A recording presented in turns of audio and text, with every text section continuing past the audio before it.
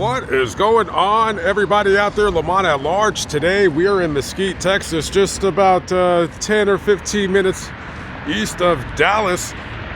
Behind me is a 7-Eleven. This is the location where on December 14th of 2023, a 19-year-old kid was shot and killed by the police. Was this shooting justified? I want to get your opinion in the comments below. Without further ado, let's talk about this story. This is the corner of East Cartwright and Faithon P. Lucas Sr. Boulevard. December 14th, 2023, Mesquite police, they're doing their routine patrol.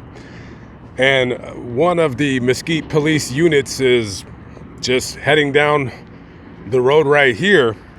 And they get a call on the radio that a car has just been stolen from a residence not very far from where we're currently at right now. They get a call that a 2000 and maybe a 21 or 2022 silver Hyundai has just been stolen from a residence. Now, as they just got that call, it just so happens to be that the cop car that received the call happened to have passed by a vehicle matching that description just about 2 minutes earlier. So they turn around and they head back to this location. And when they get to this cross street, they notice here at this 7-Eleven that the car that matches the description of the one that was just stolen is actually parked at that gas pump right there, pump number 8. Right in front of you, next to where that car is. So the police pull in to this 7-Eleven right behind the car and they light it up. Now, just before they got here, the occupants of the stolen vehicle had just gone into the 7-Eleven. Now, in the gas pump on the other side of pump number 8 is pump number 5. And pump number 5, driving in a vehicle, is one 19-year-old Peyton Lawrence, and he's with I think there's 2 or 3 other occupants in the back of the vehicle. Now the cop comes from that gas pump right there, and Peyton's parked right here, and as the cop is walking right here, he sees a couple of young kids, black males, coming out of the 7-Eleven right here. He pulls out his gun and he tells them freeze, and they take off running like a bat out of hell. They run behind this Little Caesars Pizza right here. Now, Peyton is still in his vehicle right here, and the cop is in front of him, and he tells him, "Put your hands up or I will effing kill you." That's basically what he said. Now, Peyton starts trying to back up the car because he's trying to make a getaway out right here. So the cop is telling him, "Don't move or I'll kill you." So Peyton starts backing up his car right here, but he's blocked by a car that's parked in front of the 7-Eleven. So he's trying to back up because he wants to get out right here. And he's backing up. The cop is telling him to stop the car. Stop the car. Stop the car. I'm gonna effing kill you. I'm gonna effing shoot you. Stop the car. And he's not paying attention because he wants to make a getaway. And as he's backing up and there's a car right there blocking him, he starts pulling forward right here, and immediately the cop shoots him 3 times. Pop, pop, pop. And immediately he slumps into the seat. And as that cop is yelling at him to not move or whatever, the car comes creeping right here, and it ends up crashing at this very tree right here. As you can see, there's a little memorial that was made for Peyton Lawrence. The shooting just happened as the recording of this video. The shooting just happened about 3 weeks ago. Now in the video, the cop is screaming at the people in the back of the vehicle to don't move, don't effing move, or I'm gonna shoot you. And they're just telling the cop, "Chill, bro, chill. We didn't do anything. Chill, chill." And he just is yelling at them, "Don't you move." He's got them right. He is ready to shoot somebody else. They better not make one. They better not even scratch their nose because he's gonna light them up. Now, immediately after the car comes to rest right behind me, right there, the police officer who, as far as I've seen, has not been identified yet. He calls for EMS. So they come out here and they render whatever aid they can do whatever they do to help him. He's pronounced deceased about 3 minutes or so after they get to this location. Shot him 3 times, I'm imagining, in the chest area. Now, immediately after the shooting, the father of Peyton Lawrence comes with a bunch of people, like a few days later probably, a bunch of people come marching down this street right here. And then there's, they're doing the hands up, don't shoot thing. They're saying no justice, no peace. Now, they're doing this all without any of the facts coming out, right? Now, I don't know Peyton Lawrence. I don't know his dad. I don't know the family. I don't know their background, nothing along those lines. So they're coming here and they're staging a protest, and then they take the protest to the Mesquite Police Department. And of course, the family already has a lawyer, and they're already in the process of suing the city, suing the police department, probably suing the police officer. As of the recording of this video, his name has not been released. If his name is released, I'll put it on the screen, but I haven't seen anything yet. So they're coming here and they're letting go of balloons and all this, that, and the third, without any of the video being released, without any of the facts of the case being released to the public. So now we have, in the family's eye, an innocent kid who was brutally murdered and cut down by the Mesquite Police Department. He was doing nothing wrong. He was just, living his life, and he was unjustly shot. Well, that depends on what you consider what an unjust shooting or an unlawful shooting or a lawful shooting or a good shooting, whatever it is that you want to call it. It depends on what you think what that is. Now, in the video, the police officer is telling Peyton, shut off the engine, turn off the car, stop, keep your hands up. Now, his hands are up, but the engine is not turning off. He's telling him to stop moving the vehicle. Peyton ain't doing that. He's not listening to police instruction. He's not listening to a lawful order by the police. Now, the best way, if you're trying to get shot by the police, the best way to do that is to commit a crime and follow that up by not complying with police authority, right? He's telling him, shut off the car, put your hands up. Now, his hand's up, but one hand is up, one hand is obviously on the wheel. He's trying to turn it to get out of here. And the police officer is in front of the vehicle. And now, listen, if the police wanted to, he can move away from the vehicle and let Peyton proceed to leave. And then they can go on a high-speed chase. He can crash his car, killing himself and everybody in his vehicle.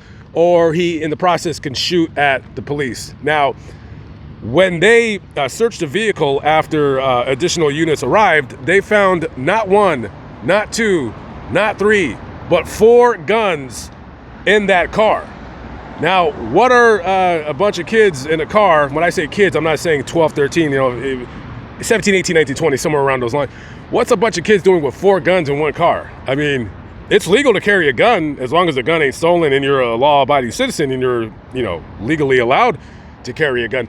But I don't know why are you driving a car at 3 o'clock in the morning, stealing a car with your friends, and then you have 4 guns in the car? I don't understand.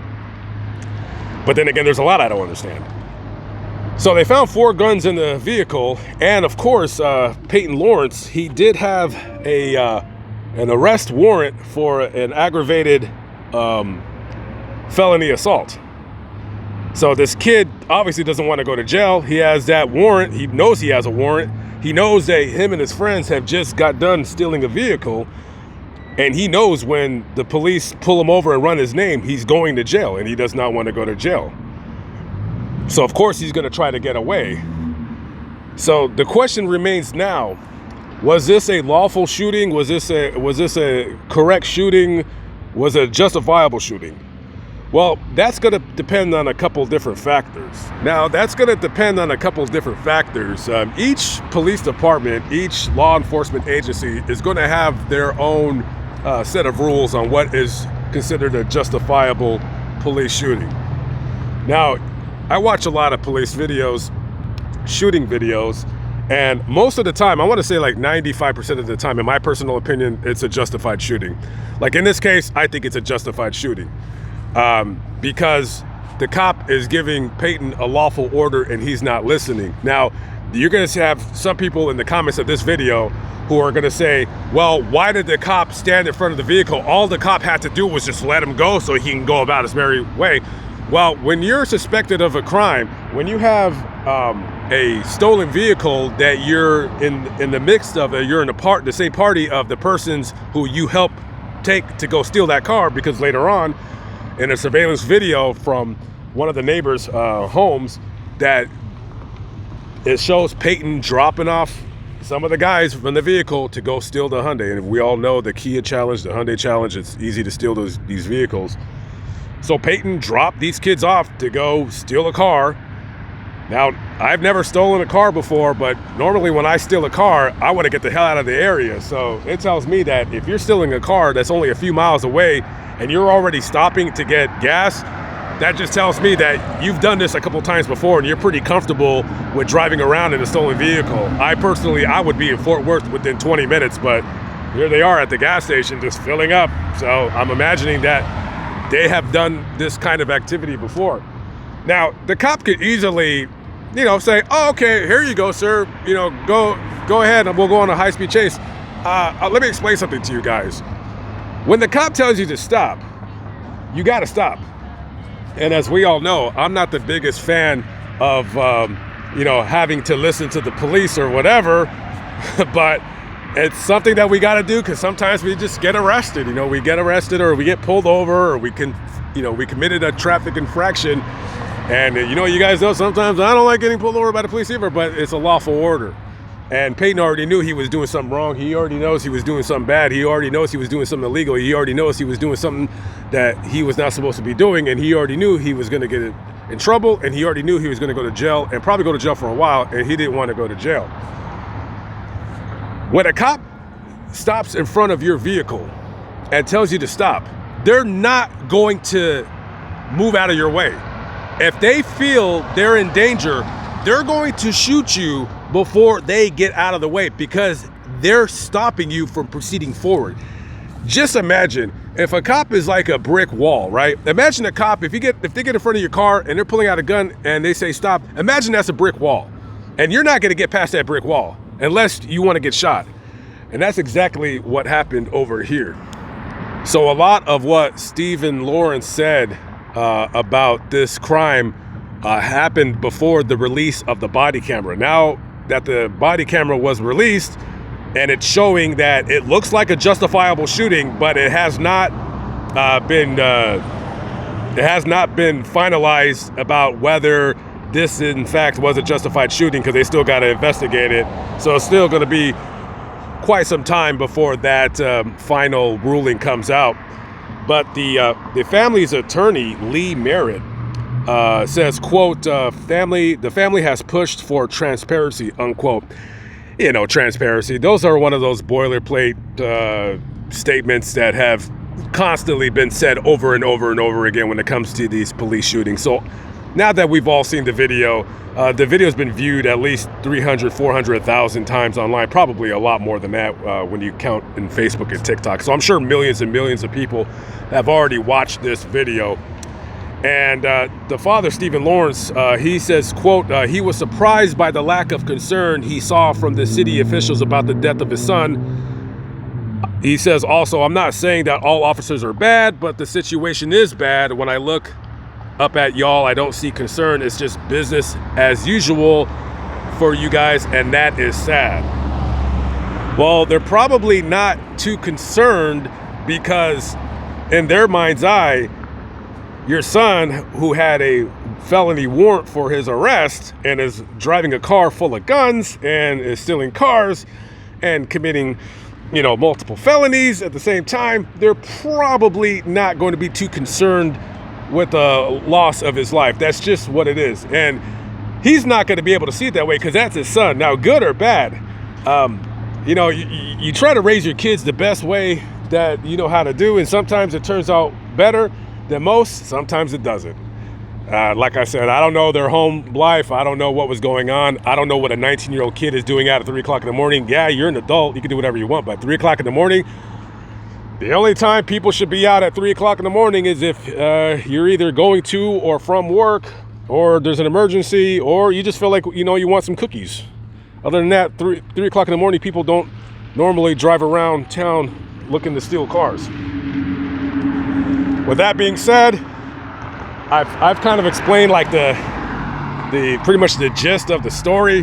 Kind of wanted to get your guys' opinion on what you think about it. I'll put a link to the video in the comments below. I'll pin the link to the video. Give the video a watch. Tell me what you think. Do you think it's justified? Do you think it's unjustified? Now, I'm sure the family is already in the process of suing the city, suing the police department. And of course, they'll settle out of court because it's always cheaper to settle with the family than to take it to trial, because at the end of the day, it's not their money. If you're a tax-paying member of the city of Mesquite or the county, it's your money. So who cares, right? And, you know, listen, condolences to the dad. You know what I mean? It sucks to have to lose your kid like that. But at the same time, you know, it's hard. It's very hard to say this, but you know, if you don't listen to police instructions, just know that you're asking to be shot. That's all there is to it. That's all there is to it at the end of the day. Lamont at Large signing out. I'll see you on the next video. Peace out.